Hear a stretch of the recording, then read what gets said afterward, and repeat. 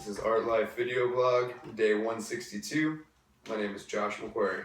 I'm Jacob Wolf. Thank you for tuning in, everybody. Thank you for having me here, Josh. Thank you for coming. Pleasure.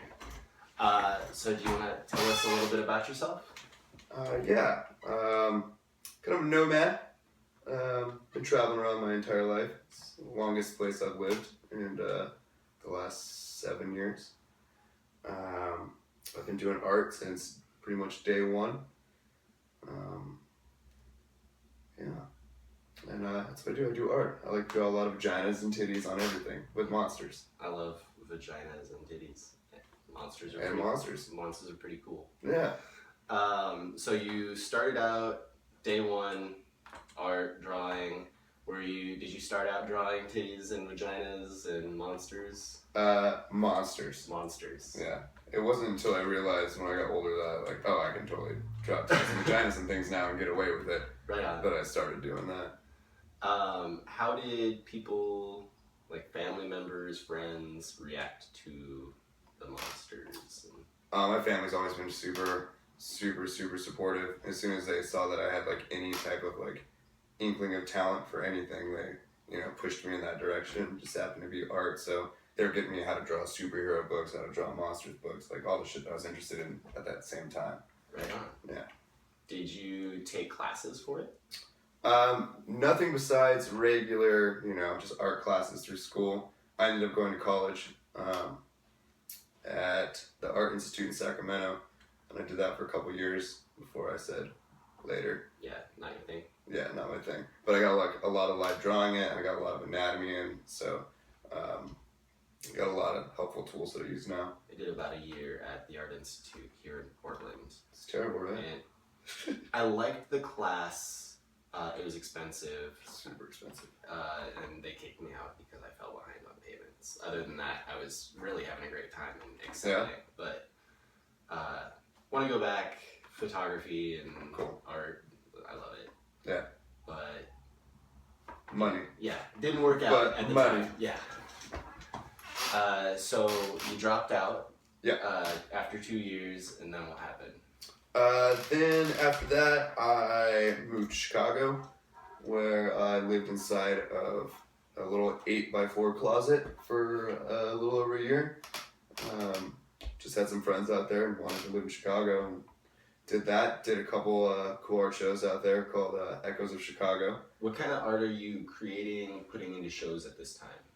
At this time, right now, it's basically whatever I have laying around.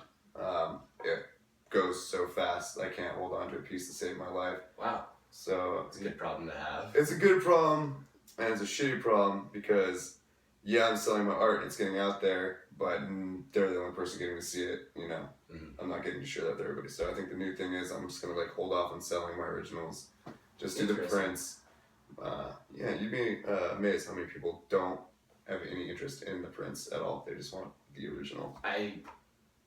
Generally, I'm that way. Yeah, totally. I understand. Certain people, their prints, I understand, if they're signed, numbered, dated, yeah, they're gonna have value. Totally. But obviously, I want the original. Everybody, man. So, yeah, right now I literally have maybe 2 things laying around that I could show, and within the last week, I found I have 3 shows coming up in June. So. Wow. Yeah. And is one of those on the 4th effing Friday of that month? It is on the 4th effing Friday of June. That's incredible. We'll have to talk about that here in a little bit. We should. All right. We definitely should. So in Chicago, living in the 8x4 closet, did you have a bed or? I had a futon mattress that didn't quite fit, and it was rolled up on one side. But yeah. Awesome. It worked. I've lived in little rooms like that. Yeah. Yeah, but you get used to it. It's not bad. It was the warmest room in the house. Rad. For sure. Yeah. Yeah, after that, I had enough Chicago. I moved to San Luis Obispo, California, where I worked as a carpenter and kind of just felt out the beach scene for a little bit. Turns out I fucking hate the beach scene. A bunch of assholes. And so from then, I had gotten tired of getting dicked over down there, so I had a bunch of friends that lived up here, and they were like, come on up, man, it's fucking great. So 2.5 years ago, I moved up here, and it's been great. Portland's been super good to me. I've made so many different connections with different artists and promoters and cool people like yourself, just randomly through the works of things. And since I've been here, I've done murals. I've got one on 9th and Belmont. All different sorts of shows, from like the when I was the bicycle show, Pancakes and Booze, which I do every 6 months. Just weird random things that people put on for benefits, like, you know, backyards and their houses. I even had a chance to run a t-shirt company's show called they're called I'm No Rotter, and they basically support selling your art super cheap, just to, you know, because, you know, regular Joe Schmo can't afford the $600 painting on the wall. But if it's like $120, you know, he might pick that up. Right. So yeah, it's a cool thing he does. He's writes music reviews. Anyways, he had me throw a show out here, and we did it at Alberta Street Pub, and we had over 100 people show up, and every single artist that was there sold something, and they were totally booked out. It was great. Nuts. It was great. What are some of the what's some of the work that you've been creating while you've been here in Portland? From here, I got here, I was still working on more of like a singular monster image, just all white in the background, just one image to pull you in. And since then, I've duplicated that, and now I try to add like a whole different layer of symmetry, and then different layers of creatures and monsters on top of it to make kind of like one giant image. And I like it a lot. Right on. I like it a lot. So that kind of started when you came to Portland? Yeah, the conversation actually went like this. I just finished drawing a monster, and my best friend looked at me and he's like, dude, you should draw things just like a little bit more psychedelic. And I was like, you know what, dude, that's the best thing you've ever said to me. And since then, like, I've just been throwing extra things in there to give it that little bit of like a trippy edge, where if you were to look at it on hallucinogens, you'd be like, oh, whoa, yeah. It's moving. It's all moving together. Sweet. As one. What has your focus been with your art? Like, what are you trying to do with it? Are you trying to get into shows? Are you trying to work on making prints? Definitely trying to work on getting into shows. There was a good period of time where I was doing one every month, and that was pretty solid for me. I like that. But like I said earlier, like, I can't hold on to a piece to save my life. So I'm going to focus on saving my pieces so I can start doing that, you know, at least a show a month or every other month. And then I'm trying to build up right now my arsenal of, you know, I want to do my own shirts, I want to do my own pins, I want to do my buttons, you know, I want to do back patches. I want to start getting like a select market of just my stuff to like sell out there. And that takes time, money to do all that. So it's definitely a process that I'm working on. But yeah, getting shit to sell, getting shows. Right on. What about plans for the future? Do you have any like grand scheme that you're kind of moving towards?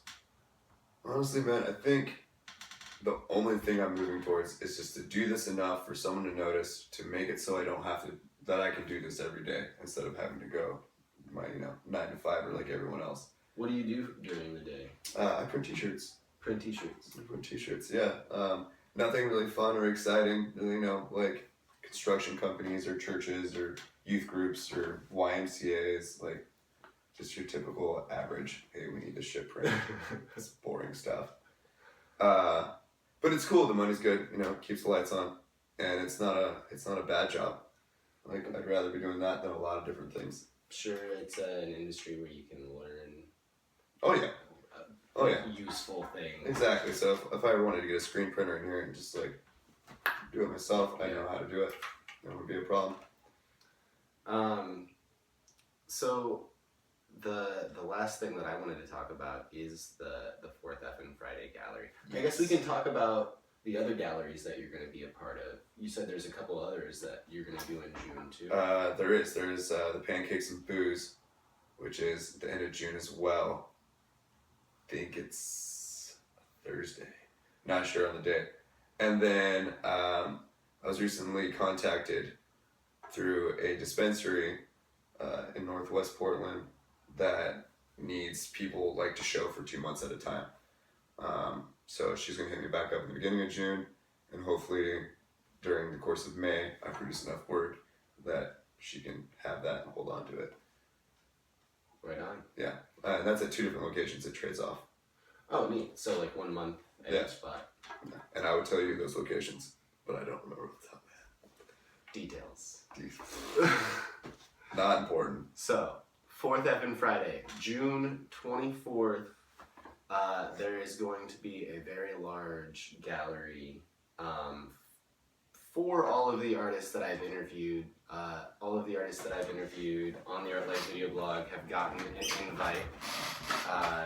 So far, I'm up to like 50-some artists, 52 artists, like 8 musical acts, so it should be pretty insane. We get access to the venue at 10 a.m. We set up for 2 hours until noon. We close down for an hour for lunch, and then the venue will be open for 12 hours to the public.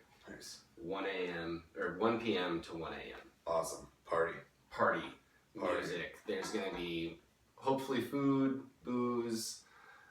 Still trying to get details on those things sorted out, but there's gonna be live painting, body painting, face painting, music, hopefully straight through. I think there's gonna be stuff for people to paint on and to put stickers on. Awesome. So a lot of variables, but a lot of exciting shit going to happen. I'm excited. Yeah. I'm excited. So the big thing in order to get into the gallery is to do an interview with me with the Art Life video blog. You've now done that, so this is your formal invite. Please come to the Art Life video blog for Effin' Friday, June 24th. I'll be there. Refuge PDX. There's going to be a silent auction for a benefit for a friend whose brother recently died. So it's for his medical bills. And then we do a raffle. So any of the artists that are involved coming to show have the option to donate something small into this raffle. Okay. And then anybody that donates $5 or more gets a raffle ticket. Awesome. And throughout the day, we're gonna be raffling off a lot of art. Fuck yeah, dude. Fuck yeah. So, a lot of stuff happening on that day. Can't wait guy. to see ya, be there. Can't wait to see you guys there. Do you have any last comments, questions, concerns? How many pieces are we allowed to show? The space is limited, and that will depend on how many artists I eventually get RSVP'd. Gotcha. So once I get a set number of artists, then I divide the amount of space, and I can tell you, like, okay, you're gonna have a 5x5 or 5x3. Whatever you can fit in that space. Right, exactly. So that's the way it's gonna go. I believe it's gonna be cash and carry, so if somebody bought something and you have something to replace it, great. Cool. Cool. That's sweet. I'm telling artists, bring too much work, because I would rather there be every inch of the walls covered than there be empty, and like have stuff to replace it if you sell something. Cool. Is it gonna be like a free for all, or does everything have to be like framed and matted and? Not all artists frame and mat their art. Cool. Good. I don't. I don't. But so, some places are like, no, it's gotta be framed. I don't feel that way at all. Sweet. Good. Frames are expensive. Yeah. Thank you very much for having me here. Thanks for tuning in, everybody. Art Life video blog, day 162. I think I've got another interview soon, so we'll see you soon.